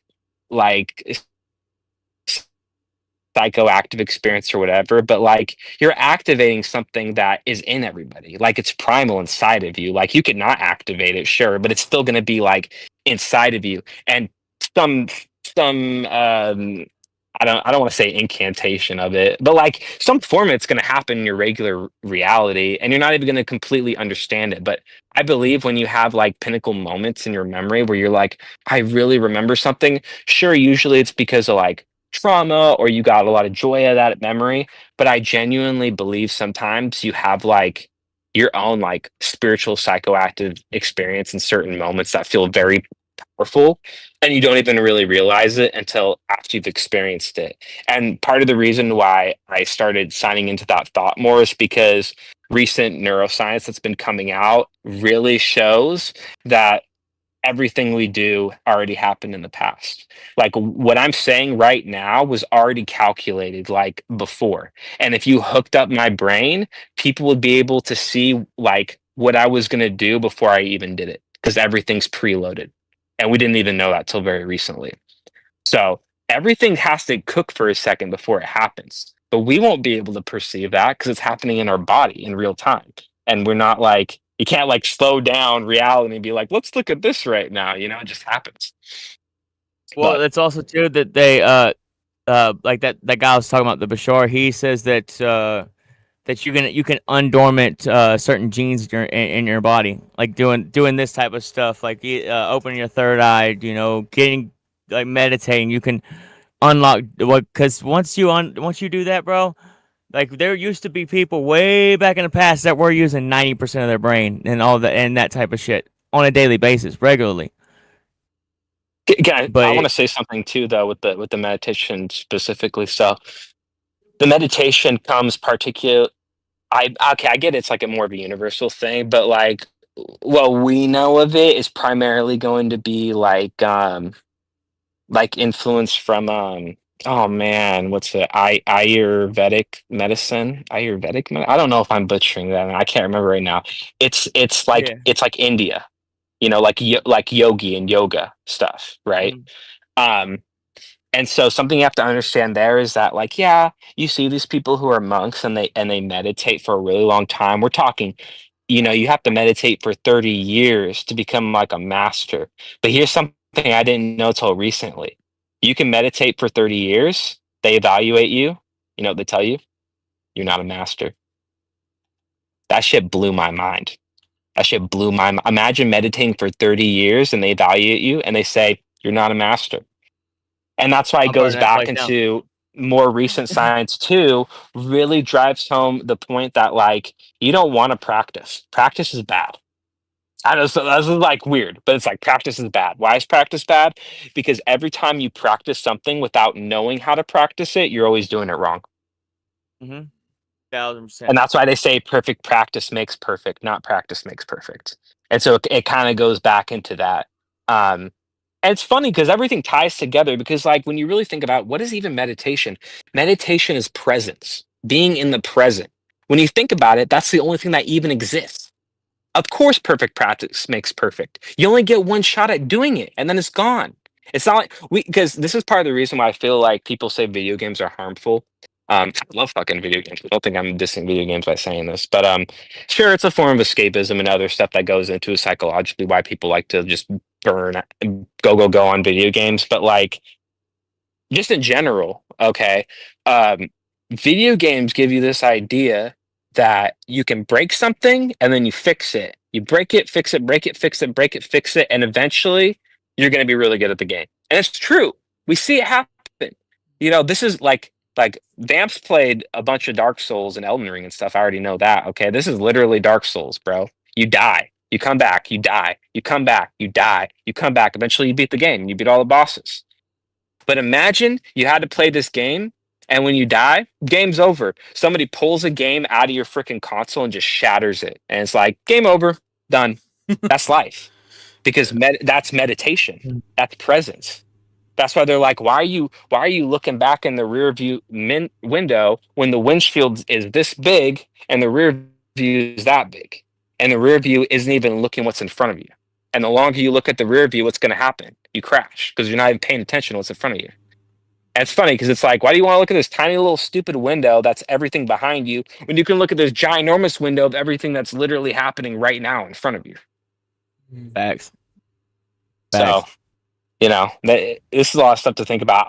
Because as much I like to get into the like, there's some cool freaking shamanistic dude who's like unlocked his third eye chakra, and he tells me that if I do exactly what he does, I'm gonna tickle my soul in the right way and become like some kind of like woke or whatever. I know that might be offensive. I'm just kind of joking around about that, but like I try and ground it a little bit more with like, well, let's include people in the conversation who are skeptical about it, who don't want really anything involved with that, or who are kind of like, yeah, I see why y'all kind of like that, but like, I ain't really about that. I want to tell you why you could not be about it, but like, this is what human life is about. That's why I try and bring it back to like, you know, meditation is very, very basic when you think about it. People want to add all these extra layers because we're kind of trained in a way to like, once you do this ritual of all these magical things, you get the thing you want. And like, genuinely, I think that comes from school. Like, that comes from the school system. You're like, I go through 8 grades, then I hit high school, finish high school, I go to college, get my degree, you're a winner. Um, I don't think that's how meditation works. You don't go to a million gurus and do all this stuff. No, what you need to take 5 years to realize can take somebody 10 seconds. And you don't want to hear that because it's going to hurt your ego. And that's the problem to begin with, your fucking ego. Mm-hmm. And so, 1000%. what people will always reference ego death, but the reason why I don't like that term is because it's disingenuous to what ego is. You're not supposed to kill your ego. I hate that. You know what killing your ego is? Everybody holds hands and sings Kumbaya with their freaking, they're like, this was 100% made in India with like the seed of life all over it. And we're going to go like do some drugs at Burning Man type shit. I'm not trying to talk crap about people, but like, that's not real. Like, in my opinion, those people are faker, like some of the fakest people I know. And that might hurt some people because they're actually really close to being a really amazing person. They fall short, get completely engulfed in their ego, and then they're replicating like similar things you see out in regular society. Okay, cool. You go eat all organic and you go to these cool festivals and you don't have to work a regular 9 to 5, but you still only care about material wealth. You still only care about showing off all your stuff to everybody to get a bunch of social credit. Like everything is still just back into being completely greedy, ego filled. Everybody gives stuff to me. Ooh, I get to feel good about that. And you know what happens when you feel all good? Your stomach gets bloated and you're like, I feel so good about myself. Oh, look at that thing over there. That thing's shit. And it's like, that's crazy. When you're doing so good, you start thinking so much worse about other people. And this is also part of the reason why I feel like people who get really, really rich start thinking very negatively about the majority of society. And they're living in this like mini bubble of society, which is like the thing they want to live. And that's not even what everybody's living. And then he's going to be like, okay, you're going to wake up at 4 a.m. You're going to dunk your head in like $100 weird fancy mineral water thing with ice. Okay. You're going to like go on your David Goggins run. Okay. And then you're going to day trade for 3 more hours. And then you're going to go, it just gets to a point where it's like, yeah, that was cool for you, but that was a reality that you crafted and it's for you. Even if you could say other people are similar, like everyone's reality is individual. You're crafting it individually. So uh, back to the ego death thing. Okay. You don't want to have too much of the ego because then you become the greedy person who just starts being a piece of shit, honestly. Okay. Or you think you're so much better than everybody when you're not. Okay. But if you completely kill your ego, you know what the problem is? You're nobody. You're nobody that easily loves everybody. It takes 0% to love everything. And if you get hurt, you just gotta, just feel it out. Just like it'll go away eventually. And like, to me, I just don't feel like that's real because when ego is a representation of a person. If you don't have an ego, who are you anymore? Right. Because like an ego is also like, what do I feel good about myself for? What do I do well? Right? If you start stripping all those things away, you become nothing.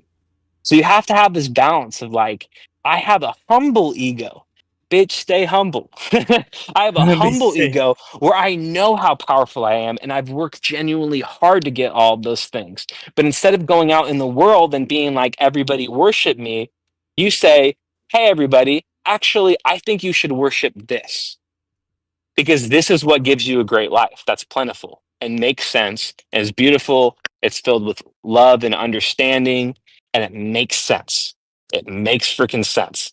Because the moment people start getting too ego filled anywhere, like nobody is ever like that shit. Even if that person was doing good, once you start bragging about yourself too much, even when you're doing good, you're just going to end up being like, I'm thinking instantly of Conor McGregor. I don't know if you guys watch UFC, but it's like everybody will always talk about Conor McGregor. He's not even in like the hall. I'm telling you, he's not even in the Hall of Fame. Okay. He's not even top 5 fighters in UFC history. That guy's actually low. Okay. He was big because he made a lot of money because he had a lot of influence and he was a really fun guy to watch fight. And then he got really ego filled, and everyone's like the downfall of Connor because he starts getting bigger. He started getting on drugs. He started letting himself go. Boom, lost to Khabib. Career over. Yep. Career over. so Yeah. that's the thing, though. It's interesting to know that somebody who already possessed everything, like he was actually a meditative person. He trained a lot. He wasn't super in his ego. He thought about how he was going to win and how he was going to finesse it, not about how much he was going to show off to everybody. That was an after reward of everything. He just did everything right, and that's why people flock to love him. Nobody ever starts out loving someone because they're a braggadocious freaking douchebag. Not a single person on planet Earth, unless you were like really, really freaking good at what you're doing. Like, let's say you're somebody who lacks social skills and you're like a speed runner and you're bad at talking to people and you're a jerk, but like you can like beat Ocarina of Time in 20 minutes. Like everyone's still gonna think that's cool. You're gonna watch somebody do that and be like, what the fuck? But like I'm talking about like normally, okay? Normally you meet a stranger, you have no idea about them. You want to be treated with common courtesy. You want to be treated with like a similar level of respect, but then you also want to understand people's diplomacy because diplomacy is accountability. It's like being real with yourself. It's like I'm not going to pretend like I'm some dude who has a doctorate and talk to a doctor about medical knowledge, right? I'm going to give him the respect that he has higher diplomacy than me. Um, and that system works really well. I think, my opinion, the reason why we've ruined that system is because you have all of these influencers and guru people who are basically like, hey, I'm going to tell you exactly what to believe. You have to believe exactly what I believe and then buy my product to be me. And it's like, why are you being somebody else? Why are you being Andrew Tate? Like, Yeah. why are you being this guy? It like makes no sense, because then it goes back into, well, I don't feel good about myself. I don't like my ego, but I don't want to kill my ego, because then I'll be like I won't feel good about myself. So let's replace my ego with somebody else's ego that was already like prefab crafted for me. And I don't even have to do that much work. I just have to do whatever they're telling me to do. And once I've completed those list of things, I'll get to be the person I want to be. But that's not even true. Again, it goes back into school. Like, who you are as a person is not a degree. You can't just be like, I'm a good person now because like I passed all the grades and I got good on all the tests. You know, that's Mhm. not how it works. People who are 80 years old aren't good people, and they tried their whole life being good people, and they actually did a lot of great things. Because when you really define what makes somebody, quote, a good person, that takes a whole deep level of understanding and maturity to understand. Like, how can you even consider what all good things are without even learning a lot of things in life to understand what attributes go into that person? And you might even be going down that path and realize, oh fuck, I was wrong later. um Part of this life is just, again, I feel like everything, I don't want to say everything's luck, but it kind of does go back into luck of your own intuition, and are you doing and thinking of the right things at the right time? Because those windows are going to pass by and they're gone. You don't die in Elden Ring and get to respawn to go fight the boss again. You got murked by the boss because you weren't paying attention, because you're kind of high, and you fucking drank too many energy drinks and you're crashing out, and you thought you're gonna go fight this big old boss while you're all fucking ooh, and then it goes whack, and then you're like, oh no, panic roll, panic, whack, whack, whack, dead. Like, oh fuck, it's over, it's over. Um, yeah. So I'm sorry, I started going on like a Oh, huge long tangent, but no, Oh, it's you're all good, bro. good. I gotta send you that Bashar stuff. You would love that shit, dude. I'm telling you. I'm sure I would, dude. Sure I Yeah, I'll have to would. send that over to you. I'll have to send that over to you. What Yeah, was hey, but at but the very least, y'all are feeling like like you can't be a super easy person, but you can't be a super hard person. Like, everything always goes into balance. Right. Always goes into balance. You know, if you're off balance, you're on the ground. You're falling. Nothing that stays up is unbalanced. That's facts. 1,000% correct. 1,000% correct. What's it? Is anybody over in the chat?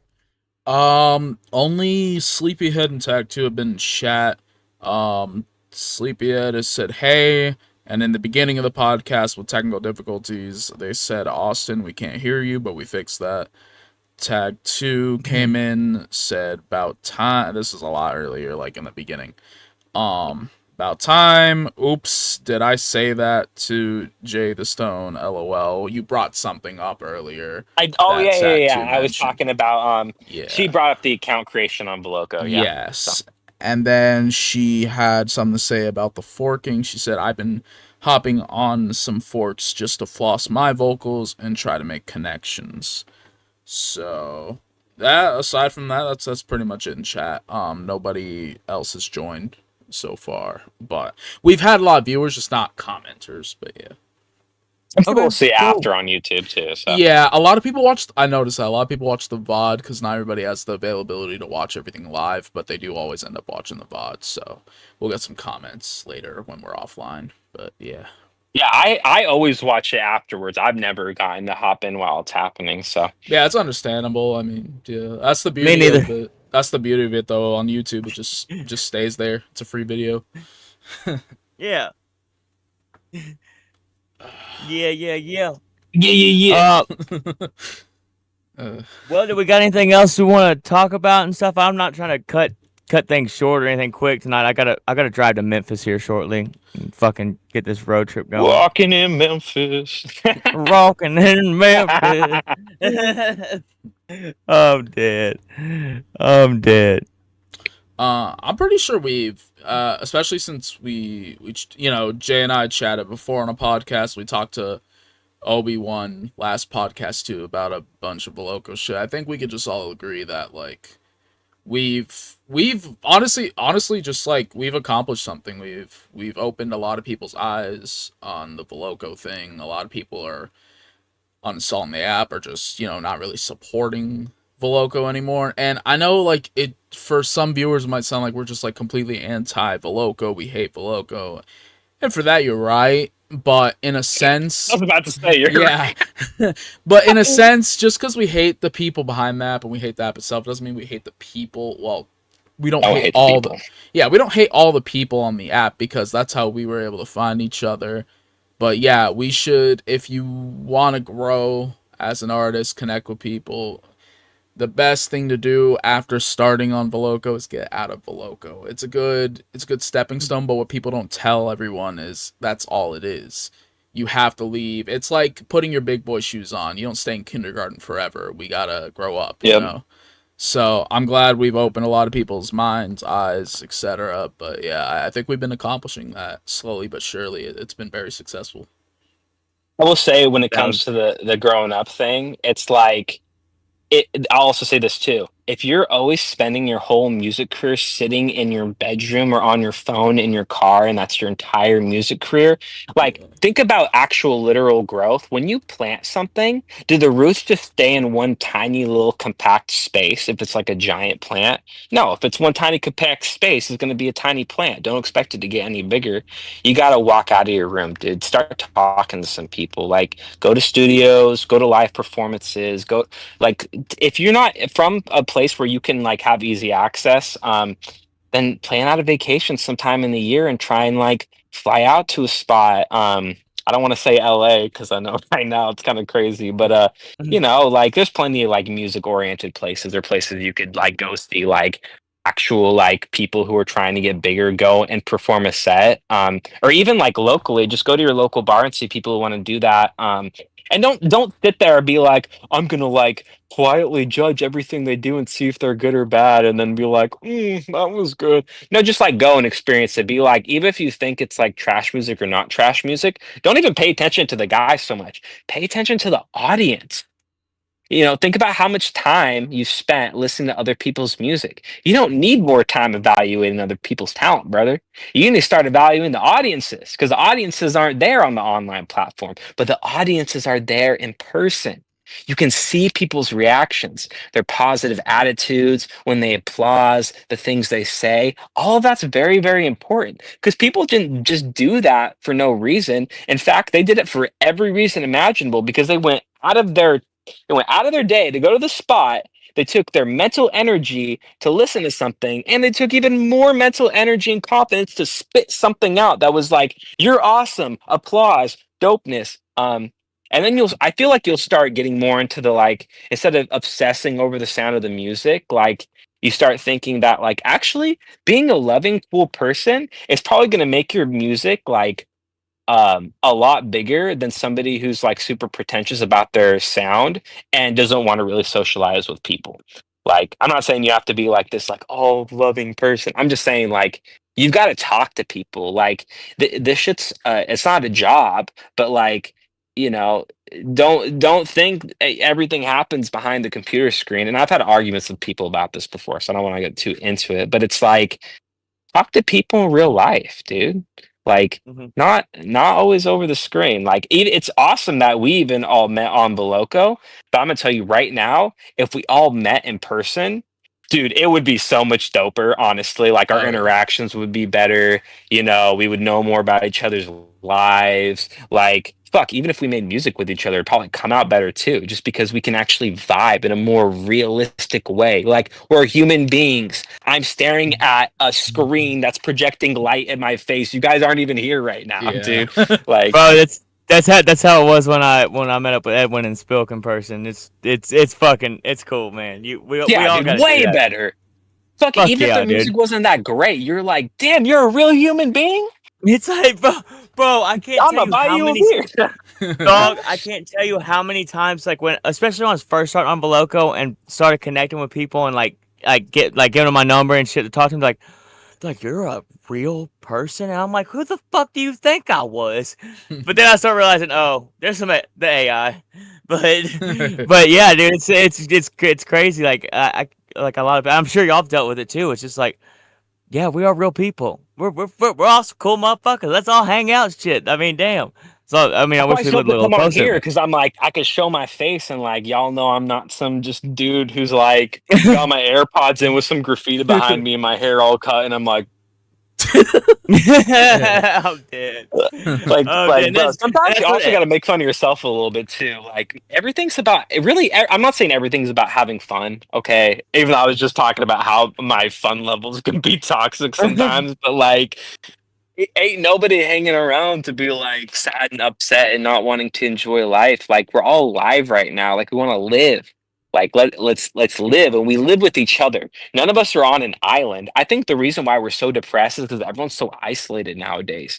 And like for me at least, like I go out on my runs, even with older generations, nobody wants to say hi to you anymore. Like Facts. everybody kind of looks at you like they're scared a little bit, like, oh my God, is this gonna be like freaking man, who is that guy?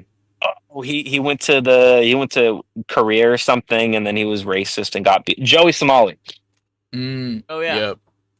Yeah, like people are looking at you like, are you Joey Somali? Are you somebody who's like actually respects, people and treats them nice and isn't a jerk or questionable, right? Like there's so many questionable people nowadays, but I would also argue that a lot of the funk comes from removing yourself from other people because other people kind of hold you accountable too. Like if you start acting funky in public, everyone's going to be like uncomfortable, and if somebody actually has the balls and they care about you too, that's a thing though. If somebody tells you to correct yourself and it's legitimate, I would argue they care about you, because not caring about someone is just ignoring them and letting them do their thing.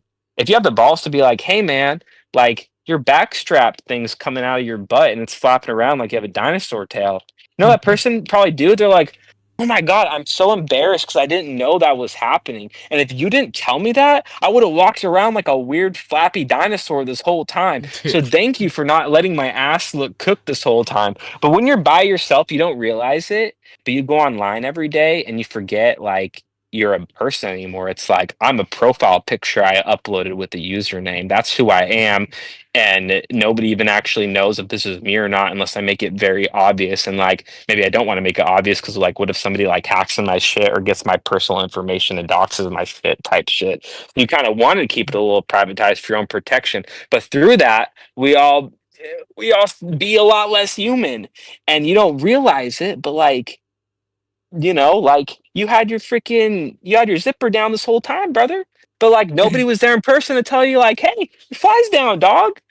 Facts. I don't Yeah. want my Yeah. fly down. But if I'm by myself in my room just scrolling and I'm not having a good day and I'm feeling bad, you go somewhere and you think like, I'm gonna reply to someone and say something of my mind, and to a certain part of me, I'm like, dude, if this was real life, I would not have said shit. Like, don't even play. And me actually having that thought process like prevents me from like saying stupid shit online or like even thinking or feeling stupid shit, because we have these algorithms that are feelings. It's not surface and logic, just like our music. Yeah, it is kind of surface and logic, but it's more about the feeling. And you're searching that feeling. When you get the feeling, um, things happen to you. You will start thinking a certain way from your feelings. It's like we're digesting this algorithm that's just real of feeling, feeling, feeling, feeling. And then you turn off your phone, you're like, thinking about it. You're like, oh my God, I just saw somebody like get ran over by like a freaking ICE agent or whatever, and they like hit and run them. That I totally made this up. I'm sorry, this is a real life thing. But you'd be thinking like, oh my God, I'm so scared to go outside. I can't believe what these ICE people are doing. Like, da, da, da. Like you freak out. And like that's the thing though, is like before you even watch that thing, you could be like, well, I wasn't freaking out because I wasn't informed. But like, let's be real here. Like, does your algorithm spend more time informing you or misinforming you to keep your eyes glued to the screen? Mm, Because it's a business, yeah. right? When you live life in real life, it's not a business. It's life. Right. Every time you go on a computer, it's a business. It's manufactured. There was people came in a boardroom and they pitched it. That little shortcut on your computer was in a boardroom pitched. And they looked at the pixels. They're like, should we do like this graphic or that graphic? And they're like, do that one because those colors and that shape is more likely to get more clicks and more attention. Yeah. It's not about living life. It's about creating a machine that sucks the life out of you, if anything. Sorry, I'm gonna get into it, but nah, you guys feel what I'm saying though. I feel like this is like lately why I've been trying to like run more, be outside for longer, and wanting to like just like be in public, like walk somewhere where other people are around, and even better yet, go somewhere where people want to socialize. Like if you're in like a cool niche area with like a little plaza and people are hanging out and they like doing fun activities in the sun, you can just be like, "What's up, man?" You know, I get it takes a lot of balls, and maybe not everybody wants to do that, but I just think like, dude, you can't like no one's gonna sit here and make the argument that sitting in your room being glued on your computer in a dark room is fucking a better way to live. Like, Oh, yeah. ain't nobody gonna argue. And I'm not saying I don't even do this shit. I do this shit all the time. But I'm not sitting there doing it being like, damn, this is what I'm gonna spend the next 80 years doing type shit and die this way. Like, what the fuck? Die in the fucking cyber coffin. Like, the last thing you see is like whatever refreshed on Reddit, and you're like, I'm dead. They turn you into a USB instead of cremating you. fucking A, dude. That sounds like that show Altered Carbon. They had like people were just like body bags, and you had like a little electronic attachment, which is your soul. So rich people could buy like really like fancy bodies, and they would be forever because they have like a million bodies as long as their like soul isn't like destroyed or whatever. It's a really trippy show, dude. But yeah, no, dead ass. I'm That's dead. like it's kind of joking about that. Not joking, but like a play on reality with that actual exact concept. Turning your ass into a That's USB. I'm Yeah. dead. I'm dead. Well, boys, it's been fucking real and fun. We talked about some cool shit. Yes, we talked did. about some cool shit. Well, boys, I appreciate y'all jumping on. Thank you for coming back on again, Jay. Dude, I apologize Hell for yeah, the first dude. time. All good, bro. All good. I'm so happy it didn't work out yesterday because it wasn't working out for me yesterday too. So everything just like lined up perfectly for today. We got through the little technical glitches and everything was good afterwards. So Yeah. yeah, good Yes, shit. sir. Yes. Oh, hey, man, it was good talking to y'all. Peace. Peace out. Peace out, bro. All right.